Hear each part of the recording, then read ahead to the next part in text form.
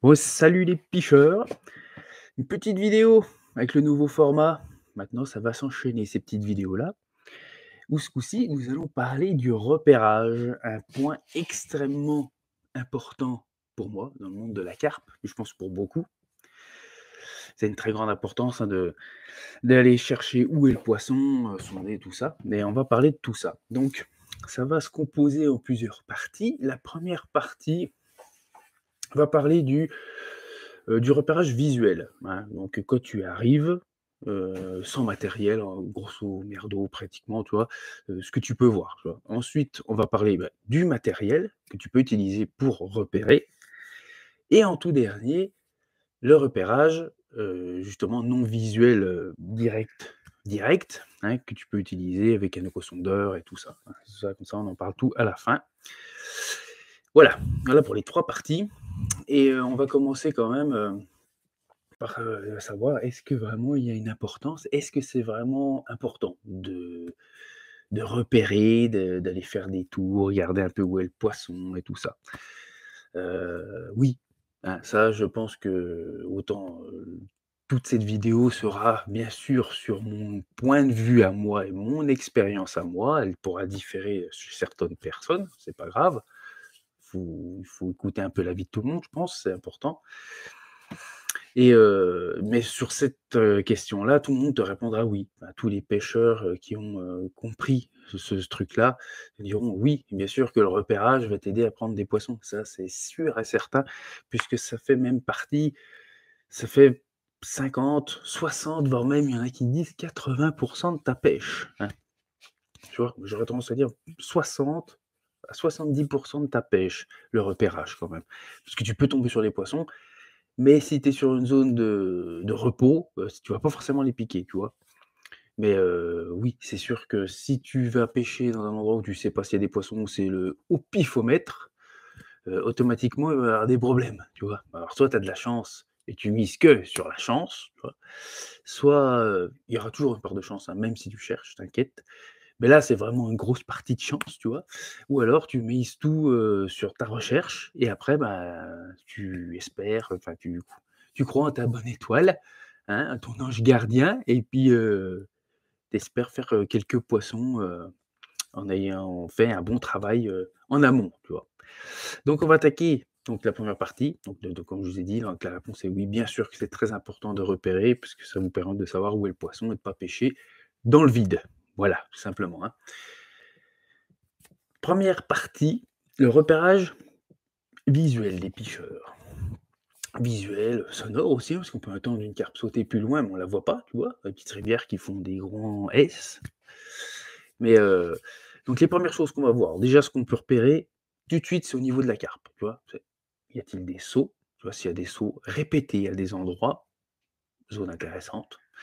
Si tu vois carrément les carpes, tu vois? Avec tes lunettes polarisantes, tout ça, tu arrives à voir les carpes, dans des herbiers et tout. Alors attention, ça c'est, voilà, j'ai pas les réponses à tout, hein. Vous êtes pas parce que vous avez regardé cette vidéo qu'après vous allez dire: «C'est bon, je vais pas repérer et je suis sûr de faire des carpes». Non, non, non, hein. C'est je vous donne mon avis, hein, tout simplement. Quand vous trouvez des gros groupements de poissons, ça peut être des zones de repos. Alors c'est ça, faut faire attention. Ça peut être une zone de repos ou une zone de bouffe, tu vois? Mais généralement quand elles mangent, elles restent rarement, comme ça, tu vois, statiques, à rien faire. Ça généralement c'est une zone de repos. Quand elles mangent, tu vois? Je veux dire, elles vont pas, je veux dire, tu sais, manger à cet endroit-là, puis d'un seul coup remonter, puis plus bouger. Généralement, elles bouffent, donc les vois se plonger, des fois elles remontent un peu, elles vaquent, tu vois? C'est plutôt ça, quand elles vont se nourrir. Donc vaut mieux voir un ou 2 poissons en maraude, tu vois? Qui bougent, qui cherchent, et alors c'est encore mieux quand tu les vois piquer du nez et puis que tu vois un nuage de fumée, alors là, tu es sûr et certain que ça bouffe, tu vois? Mais quand elles sont en surface comme ça, je dis pas que tu peux pas essayer au pain. Je dis pas que tu peux pas essayer qu'une pop-up, tout ça, je dis pas qu'il faut pas y mettre une canne, mais les chances se réduisent énormément que si c'est vraiment une zone où elles se nourrissent. Pour reconnaître ces zones-là, voilà, hein, ça c'est de la connaissance de ton lieu. Ça, voilà. Une autre petite chose aussi, que j'aurais dû dire plus tôt, mais bon, je vais le dire maintenant quand même, c'est que chaque rivière, chaque lac, chaque grande rivière sont toutes différentes, hein. Il n'y en a pas une qui fait la même chose. Il y a des points similaires, hein. Tu vas prendre un Rhône et une Saône, il y aura des points similaires du fait qu'il y a des gros bancs qui passent, tu vois? Rhône encore plus gros parce que le Rhône est encore plus grand, mais il y aura des choses différentes, hein, ça c'est sûr et certain. Je l'ai pas pêché le Rhône, donc je vais pas aller plus loin que ça, mais surtout sur les petites rivières, tu vas peut-être avoir des endroits où les poissons passent beaucoup, des endroits où ça va être très grand, des kilomètres, elles vont marcher sur marcher, ouais, elles marchent bien les carpes.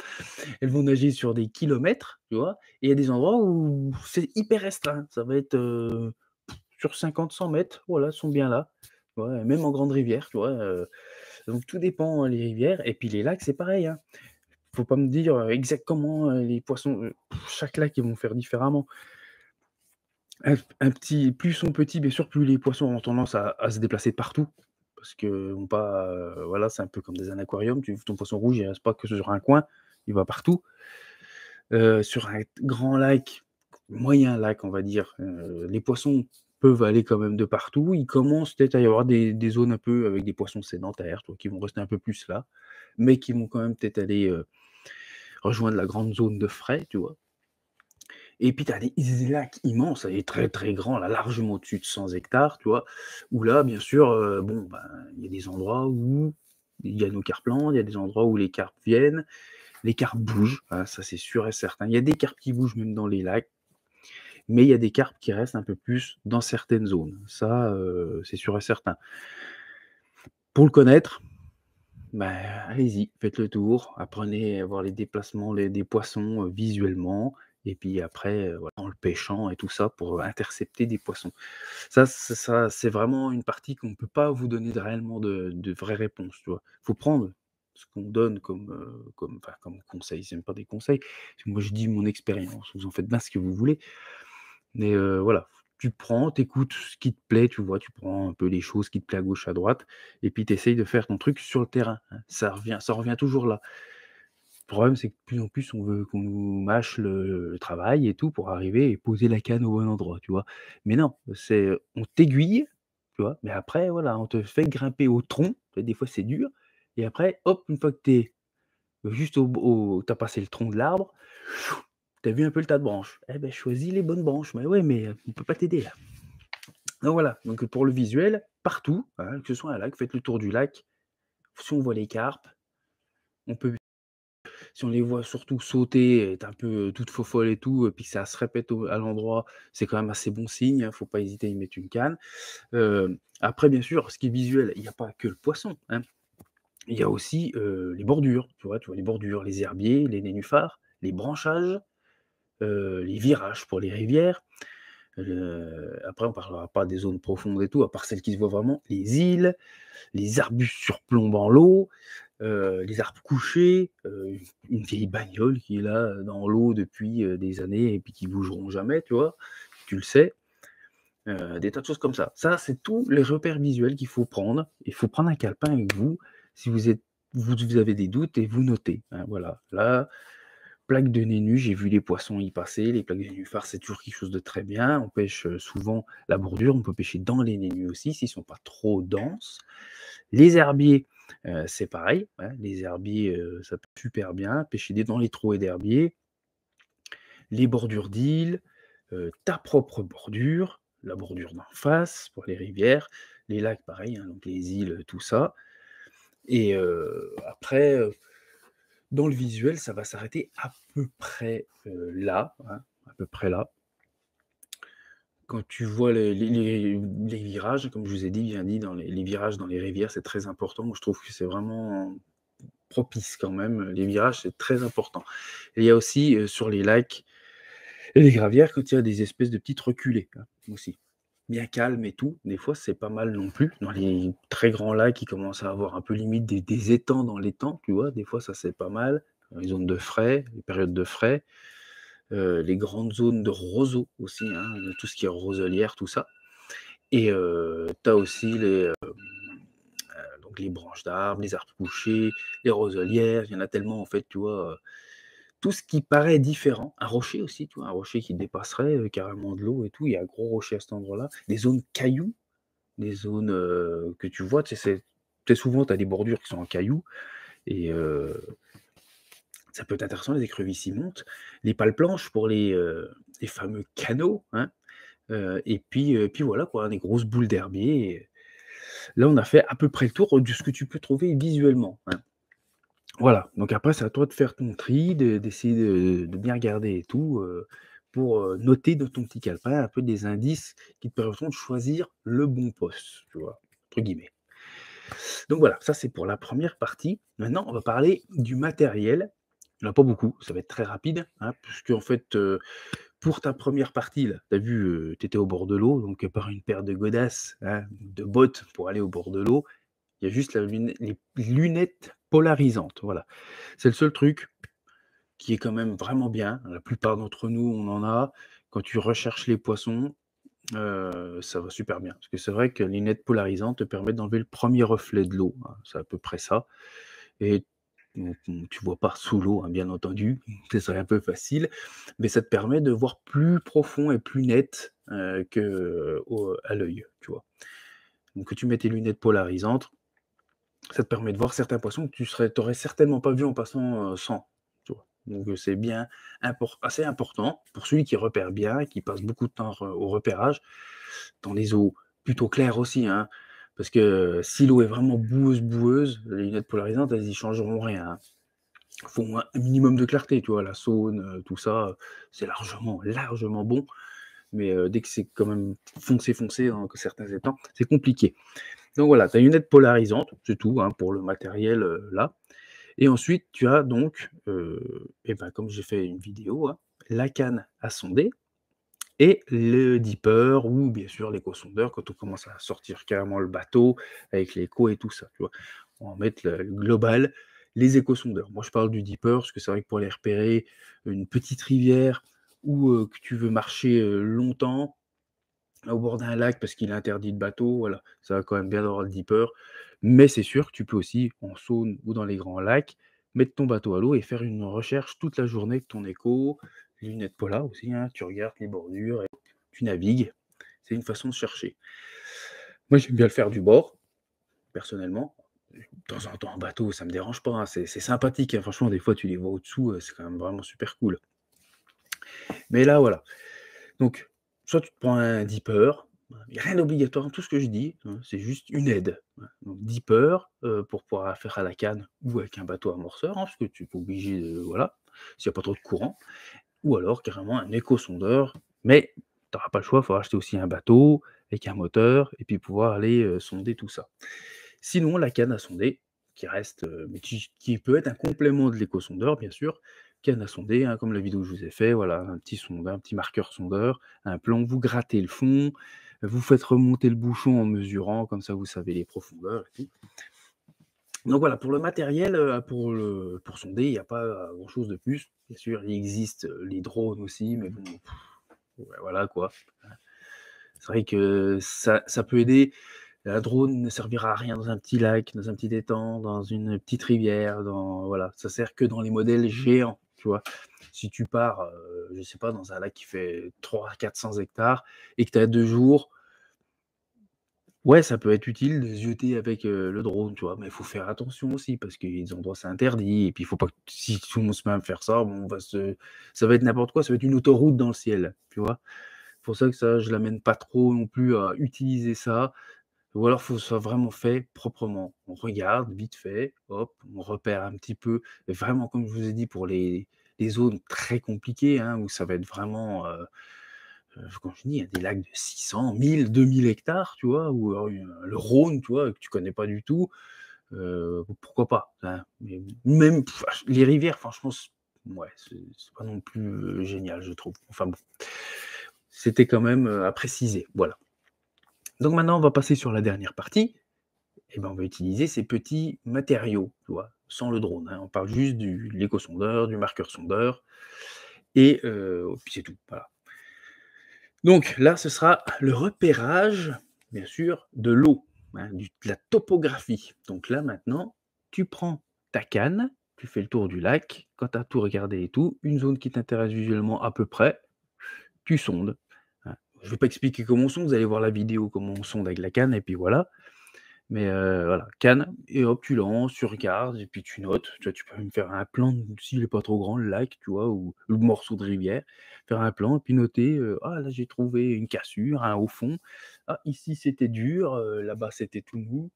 Tu vois? Tu fais tes petites notes impeccables et là, c'est ce qui va te permettre de repérer, les zones profondes, les zones dures, les zones molles et cetera. Les lits de rivière, où est vraiment la cassure, tous ces trucs-là, ça te permettra de le savoir. Les lacs, bah, voilà, où est les cassures, où est le changement de substrat, les au fond, les cailloux, hein. Tu apprends. Faut sonder, ah, par contre, pour savoir reconnaître un peu plus les fonds. Et puis sinon, encore plus simple, pour t'aider, gagner du temps, je le remarque, voilà, avant je disais: «Non, je voulais pas entendre parler d'éco-sondeurs», mais il faut avouer que voilà, comme au jour d'aujourd'hui, j'ai de moins en moins de temps, bah, je suis bien content de pouvoir gratter quelques minutes, même si ma canne à sonder, je l'aime toujours, hein, c'est pas le problème. C'est vrai que des fois, pouvoir passer un coup d'écho, pour te rendre compte du fond, hein, moi je m'en fous, l'option, «Y a-t-il des poissons, gros poissons?» ça je l'enlève direct parce que enfin, ça peut pas marcher à 100 tu vois? À part pour les machins, je sais pas combien et puis mais je veux pas savoir s'il y a des poissons. Moi je veux juste savoir les fonds et puis essayer de trouver moi-même les poissons, tu vois? Donc avec l'écho, bah, tu gagnes un temps phénoménal, c'est sûr, un coup de dipper du bord, tu regardes, et ben, pareil, ça te permet de repérer ce que tu aurais repéré avec le marqueur sondeur plus rapidement, hein, bien sûr, c'est sûr et certain, hein. Même si tu sais bien manier, ton marqueur sondeur, il faudra que tu fasses beaucoup plus de lancers, tu vois? Pour pouvoir rafler un morceau, de je sais pas 10 m sur 80 m, tu vois? Qu'avec le dipper ou avec le bateau amorceur avec le dipper dessus, je veux dire que là, oui, tu automatique, tu vas plus vite, quoi. Tu vas plus vite. Donc voilà. Après, bien sûr, le dernier point, comme je vous ai dit, hein, c'est tu sors clairement le bateau et là, tu pars un matin, une après-midi, une journée complète, peu importe, hein, avec ton échosondeur, comme ça tu vois tout. Une canne marqueur, pourquoi pas sur le dos, pour pouvoir taper le fond, pour être sûr, tu vois, avec ton plomb ou avec un pic comme ça, être sûr que ce soit vraiment ce que tu veux et heu et puis voilà, puis visuellement avec tes lunettes polarisantes, voir s'il y a quelque chose de suspect là qui pourrait te permettre de faire un poisson. Donc voilà, donc là je pense que j'ai fait à peu près le tour. On oublie tout le temps des choses, hein, voilà. Je donne juste mon point de vue, mon avis à moi, il y a rien d'officiel dans tout ça. Des choses que j'ai appris avec les livres, des choses que j'ai vues, compris par moi-même, enfin voilà, plein de choses, que je voulais vous partager. Donc voilà les pêcheurs, j'espère que cette vidéo vous aura plu, que ça pourra vous aider un minimum dans vos choix et comprendre qu'on peut pas trouver les réponses même sur les plus grands carpistes, hein, des Léon, des John Lewin, qui vont t'aider, tu vois? Hein, tu lis leurs livres, ça t'aide, mais il faut pêcher. Il faut que tu pêches, que tu te pètes les dents, c'est inévitable pour réussir à évoluer et à comprendre les choses. En mettant en œuvre un livre, tu vois? Ou un graphique, hein, tu vois? Comme les bureaux, ceux qui bossent dans les bureaux et tout ça, tu sais, ceux dans les usines et puis qui en chient comme des cons, puis d'autres dans le bureau. Mais non, mais c'est comme ça passe nickel. Tu vois? Tu toi, tu es dans le bu dans le en train d'en chier sur le machin, ouais, ça passe vachement nickel, ça c'est en rade, ça marche pas, tu as compté ça, et puis ça. Tu vois? Ça passe jamais comme ça. Et ben là, c'est pareil, hein. C'est pareil, si tu t'amuses à faire exactement comme je te dis dans mes vidéos, tu prends pile poil ce que je fais et tout, tu dis: «Moi, je vais faire exactement comme lui pour être sûr», ou tu prends pile poil ce que Léon me dit, ou pile poil ce que tu as vu dans Carpe Record ou je sais pas quoi, peut-être tu auras de la chance et puis ça marchera ou tu auras fait comme il faut vraiment, parce que tu as le truc et puis ça a bien marché, mais tu vas te péter les dents. Il y a un moment où ça marchera pas comme ça. Pourquoi? Parce que ce sera pas le bon moment. Parce que il fera trop froid, parce que les carpes n'ont pas faim, et puis qu'elles veulent rien savoir. Il y a plein de points qui peuvent en fait, quand tu prends une tôle, tu peux pas te dire: «C'est à cause des bouillettes, c'est à cause des montages, c'est à cause de l'endroit, c'est à cause de ci». C'est un global qu'il faut que tu saches, gérer. Voilà et c'est pour ça que c'est avec des années de pêche qu'on apprend les choses. Et si ça te saoule, bah, c'est que tu es pas fait pour être, passionné de carpe, tu vois?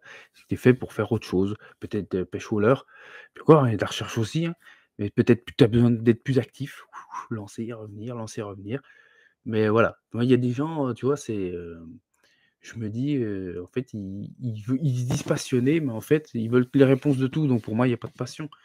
Moi, j'ai j'ai essayé de tout faire par moi-même. J'ai appris par les livres parce que je kiffais ce que Léon faisait, mais j'aime apprendre par moi-même. J'aime aller dans un like et tout trouver par moi-même. C'est, bien sûr qu'on peut se faire aiguiller, hein, et quand on manque de temps et tout ça, je le comprends de plus en plus, que des fois, tu as besoin d'une petite aiguillette de poulet là, tu vois? Quand même pour pouvoir t'aider un peu. Puis après, bah, tu vois, coup d'éco-sondeur pour gagner un peu de temps et voilà, hein, il y a des choses, je veux pas les lâcher et j'aime découvrir, tu vois? Et je veux rien savoir. Même si j'ai des collègues, tout ça et tout, qui le paient, j'ai des échos automatiquement à c'est pas parce que tel ou un tel a fait des poissons là que je vais avoir envie d'aller là, c'est parce que je vais l'avoir découvert, ce lac ou ce bout de rivière qui m'intéresse et je me dis: «Là, potentiellement, il y a peut-être ça. Ah, puis c'est la part de mystère m'intéresse, je vais essayer d'y découvrir», tu vois? Ouais. Et puis des fois, bah, ça marche et des fois ça marche pas.